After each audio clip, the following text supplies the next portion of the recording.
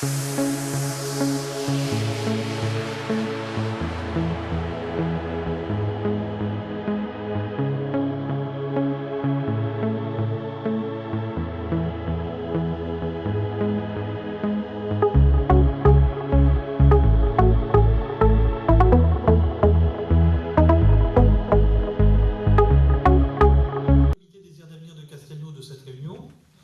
suis ravi d'y retrouver d'abord tous les amis de Castelnau qui l'ont monté, le maire Jean-Claude, Christophe, Joël, mais aussi un vieux compagnon de route qui est encore jeune, mais c'est la route qui est longue. Jean-Louis Bianco, ça fait un bout de temps qu'on travaille ensemble, ou parallèlement ou très proche. En tout cas, c'est quelqu'un que j'apprécie beaucoup en politique parce que c'est quelqu'un qui est sincère et d'une très grande honnêteté politique. Et je trouve que c'est bien d'avoir des personnalités qui ont su vieillir doucement, sans jamais déroger de leur ligne, dans un monde qui est un monde toujours un peu compliqué. Il y a Pascal, je suis ravi de la retrouver sur son terrain, je crois qu'elle fait un parcours absolument remarquable à vos côtés. Et je trouve que c'est une excellente députée, une des meilleures de Gironde, dans un terrain qui n'est pas très facile, mais je crois qu'elle a su conquérir et j'espère qu'elle va nous conserver la prochaine fois, et d'ailleurs j'en suis sûr. J'en suis sûr, parce que je sais le travail qu'elle fait. C'est un métier pas facile, député, parce qu'il faut être à la fois à Paris et quand même être sur le terrain. Et elle sait concilier les deux. Il faut être présent là-haut, parce qu'on me dit, on n'y est jamais, vous comprenez, bon. Et puis, c'est quand même le... Ah, ouais. C'est quand même le devoir du député d'être présent sur les grands débats, mais il faut aussi être présent auprès de la population. Puis à Francis, notre conseiller régional tout neuf, d'un très beau combat régional, qui nous a amené quand même à un score tout à fait remarquable avec l'équipe d'Alain Rousset, et donc je lui souhaite bon vent. Il n'a que 4 ans de mandat. Moi, au Conseil général, je me renouvelle tous les 3 ans, parce que je fais un peu des cabrioles, donc il faut en profiter pleinement, il faut mettre la gomme sur un dossier qui lui est cher et qui n'est pas si facile que ça. C'est toujours plus simple avant les élections qu'après. Hein, le dossier de la reprise de Fort Blanquefort, sur lequel il avait donné beaucoup de ses tripes, de son âme, et de son engagement de syndicaliste.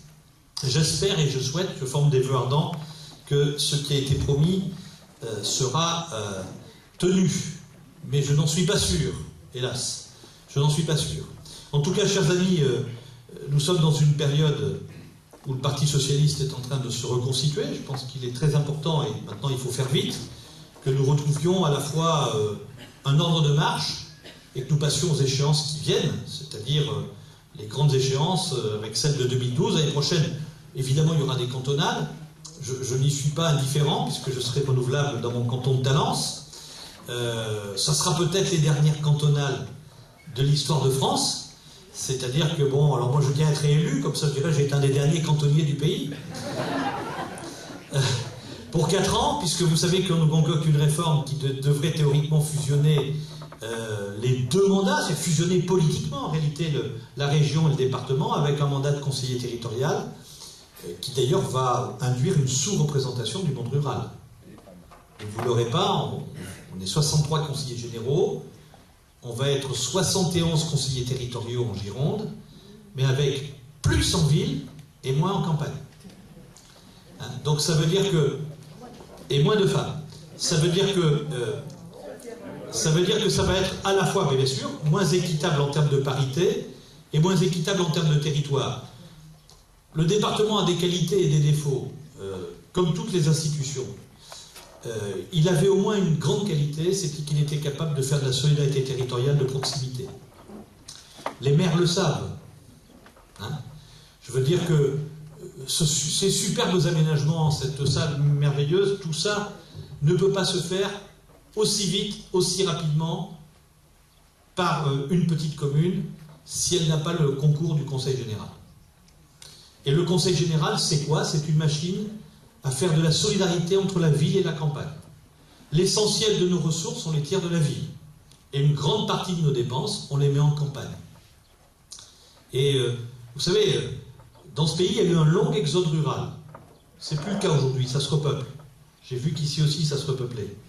Mais il y a eu un exode rural qui a duré pendant toute l'après-guerre. En gros, de 1940 à... Je vais commencer un petit peu plus tôt, aux années aux années 2000. Pendant ces périodes, on avait des villages qui avaient un patrimoine bien supérieur à leur population. C'est-à-dire qu'ils avaient des kilomètres de route, ils avaient des cimetières importants, ils avaient des églises à entretenir, ils avaient une mairie à entretenir, des anciennes écoles publiques à entretenir, souvent désertées. Et s'il n'y avait pas eu le département, nos villages auraient laissé s'écrouler tout ça. C'est-à-dire que ce patrimoine rural a été sauvé par la solidarité départementale. Ce qu'il reste d'authenticité de tous nos villages, du fait qu'on ait pu sauver les routes, alors que les populations de ces villages s'étaient rétrécies, qu'il n'y avait pratiquement plus de commerçants, qu'il n'y avait presque plus d'entrées fiscales, que les budgets étaient extrêmement faibles. Castelnau est un chef-lieu de canton, mais il y a d'autres communes. Et puis il y en a beaucoup en France. Eh bien, qui est-ce qui a tenu le territoire à bout de bras, de façon extrêmement concrète? Qui est-ce qui est venu au secours des communes quand, à un moment donné, le mur du cimetière tombait, ou une voirie était à refaire, on n'avait pas les moyens de la refaire? Ben, c'était le département. C'est vrai ici, c'est vrai partout ailleurs. Sa raison d'être, elle est simple. Solidarité avec les personnes, solidarité avec les territoires.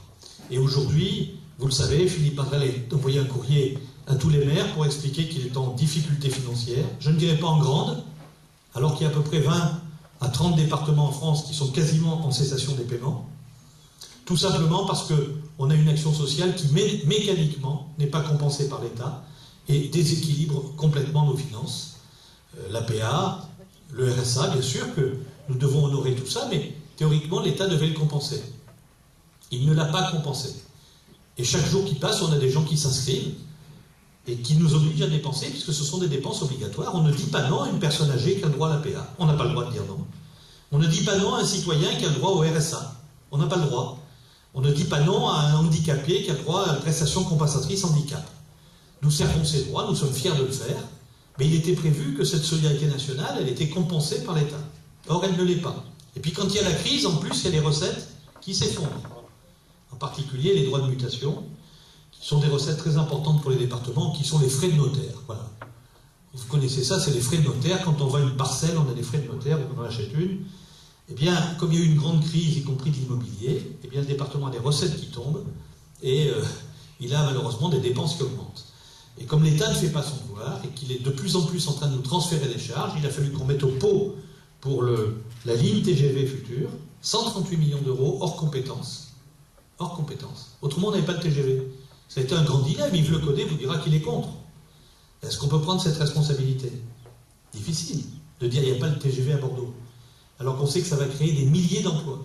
Non seulement sur le chantier, mais autour de la gare qui va devenir quelque chose de très important, comme un aéroport.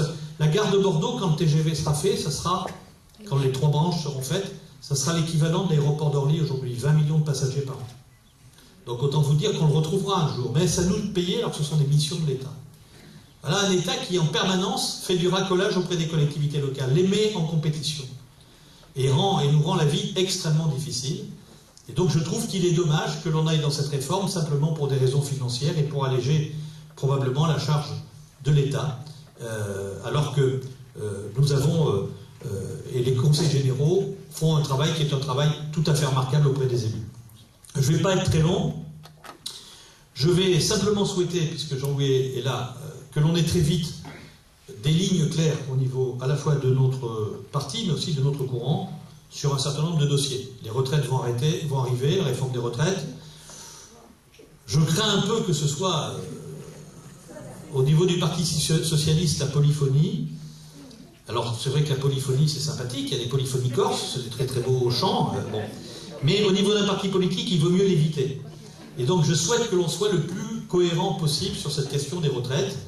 Et pour être le plus cohérent, il ne faut pas simplement être démagogue.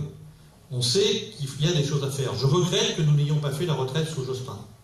La réforme des retraites sous Jospin. Les réformes que l'on subit aujourd'hui sont celles que l'on a éludées hier. Hein, et je pense que donc il va falloir qu'on aborde ce dossier avec beaucoup de sérieux et de sens de la justice. Les socialistes, c'est la justice. C'est ça qui nous sépare de la droite. Fondamentalement. Moi, il y a des dossiers de droite avec lesquels je suis d'accord. Hein, je ne suis pas systématiquement contre parce que c'est la droite. Autrement, je vivrais, je serais malade. Hein, mais il y a une chose...